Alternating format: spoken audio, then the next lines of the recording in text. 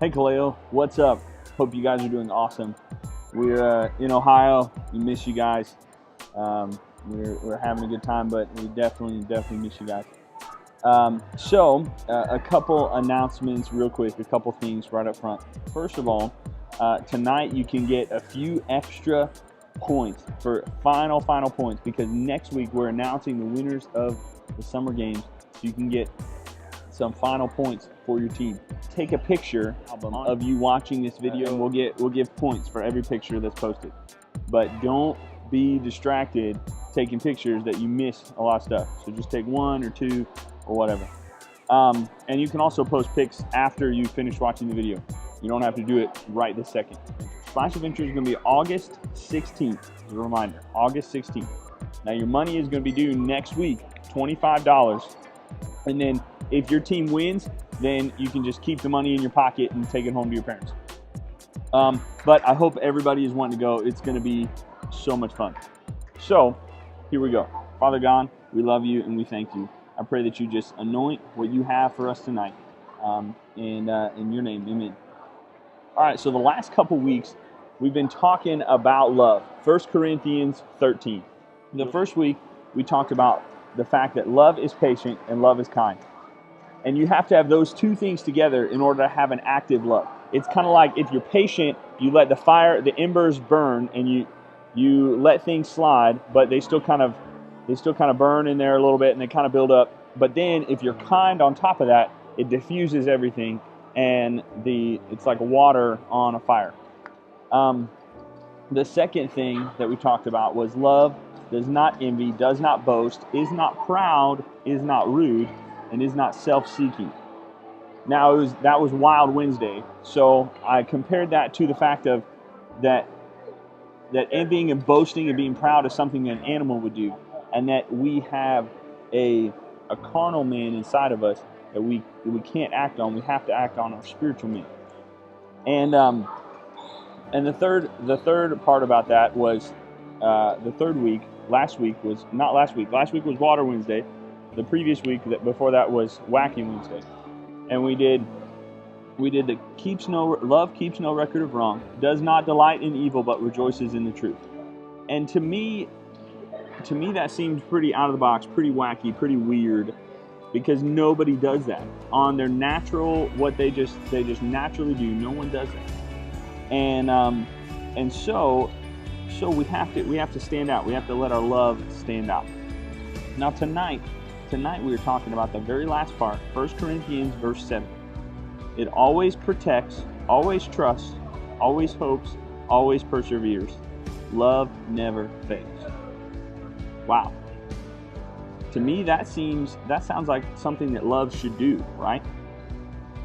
Like when you think of loving someone, you would protect them, right? You would trust them, you would believe them. If you love someone, you would trust them. You would work hard for them. You would believe in them. You wouldn't. That part of the love comes naturally to me. That's what I think it sounds like. But see, here's the hard part. What if they don't do it back? What if you are protecting them and they're throwing you under the bus? What if you're trusting them and they're always questioning you and second guessing you, never trusting you? Or what if they're lying to you and betraying your trust? What if your love for them never failed, but their love for you always failed? When you put your love into something or someone, you let them in, you give them a portion of your heart. And when they let you down, when they fail you, they take that piece of your heart with them, and they hang on to it. So maybe it's a boyfriend, maybe it's a girlfriend, maybe it's your parents, maybe it's your friends that let you down. People that you've trusted and that you have loved let you down.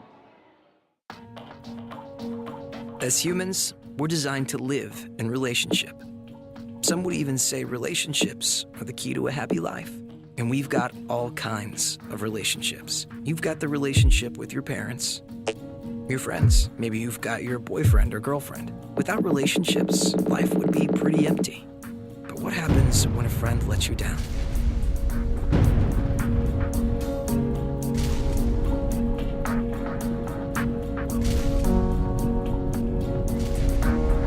past is damaged.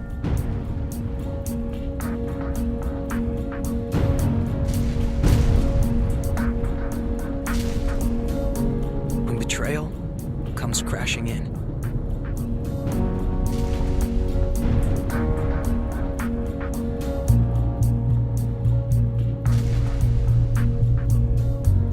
What do we do when relationships lie shattered and broken? And the very thing that's supposed to be life-giving brings us pain and leaves us feeling empty.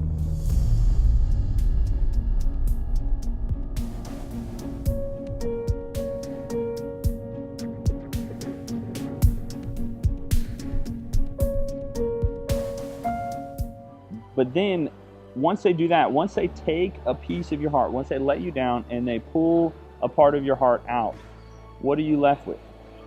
You're left with a bunch of broken pieces, right? So how do we get those pieces back? How do we repair that?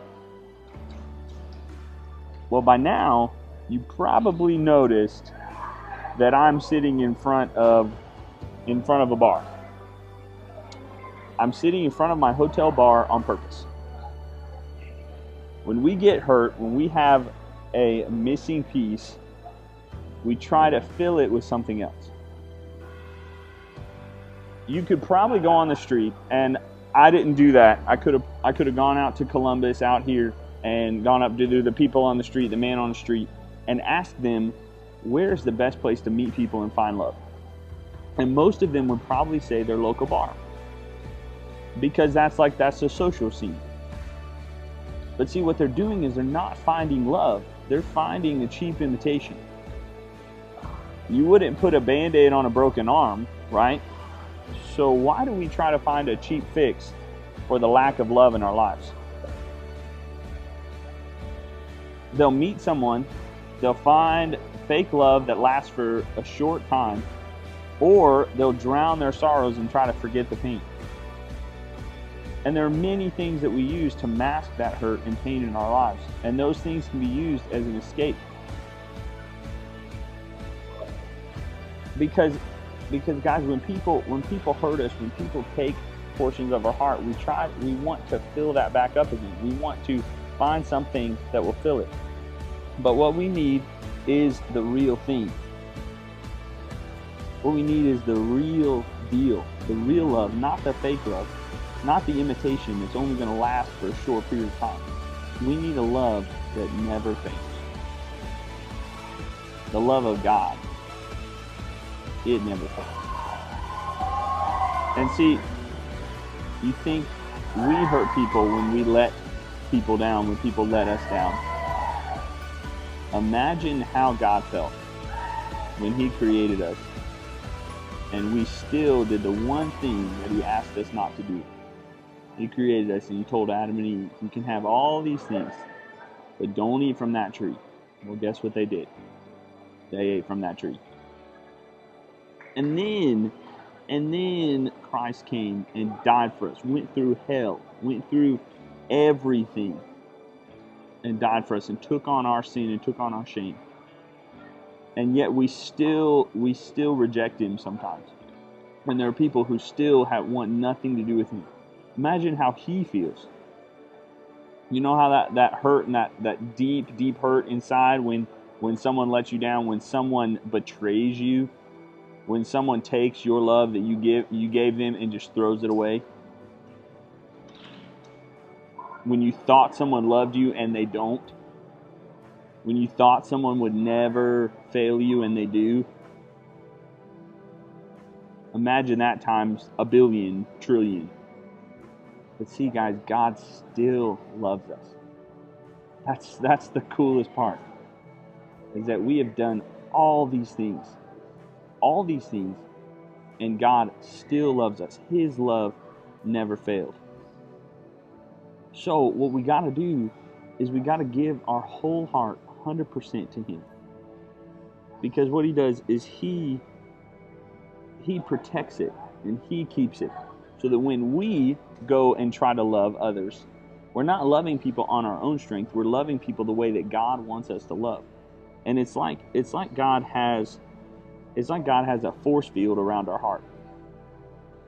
Because if we try to love, our hearts empty and exposed, and then someone comes in and attaches, and then takes part of their heart, and then they take other pieces and other pieces, and I'm getting this mental picture of this heart with a force field, and guys, when we give our whole heart to God, God takes it and holds on to it and protects it, and so that when we give it to someone else, when we love someone, we give our heart to our spouse. We become one with them when we let friends into our lives, when we love family members. We're able to do that and not worry and not be afraid that someone's going to take another piece of our heart, because God's already protecting it.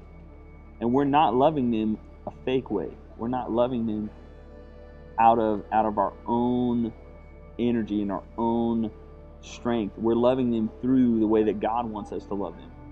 Patient and kind, and not envious, and not boasting, not proud and not rude, and not keeping record of wrong, but delighting in the good of their lives. And see, we always protect, we always trust, we always hope, and we always persevere. Then our love never fails.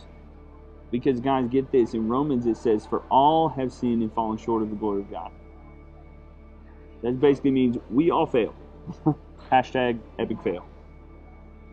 But see, when we love the way that when we give God our whole heart, and we allow Him to put it in that force field and install that force field, He protects us and allows us to share that unfailing, unending love.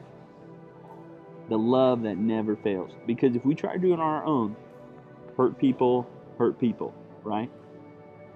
We're hurt, so we hurt others. And then they're hurt, so they hurt others. And it's just this vicious cycle. But if we give our whole hearts to God and allow Him to restore it and to bring it back to life, our hearts are no longer hurt. Our hearts are no longer betrayed. And we can trust fully. We can not be thinking, oh, well, the last time I trusted this person, they did this, so I'm not going to trust them again. Or, the last time I tried to protect someone, or I put my hope in them, well, they just let me down, so why should I do that again? Why should I put myself through that? But guys, we love the way that Christ loved. We love truly a love that never fails. Then we will always and always be able to do that. As long as we keep our eyes on Him and put our trust and our hope and our faith in Him, and allow Him to guard and protect our hearts, then He'll keep us safe. And He won't leave us nor forsake us. And we'll be able to love like Christ loved us first. All right? Father, help us to love like You love. God, give us the strength to put our hearts in Your hands, to let go of our will and trust in Your will. God, we love You, and nothing else compares to You. There's no one like You. You are awesome, You are amazing, You are powerful. And all these things we pray in Your name. Amen. All right, guys, until next week, you guys are awesome. I love you, and peace out.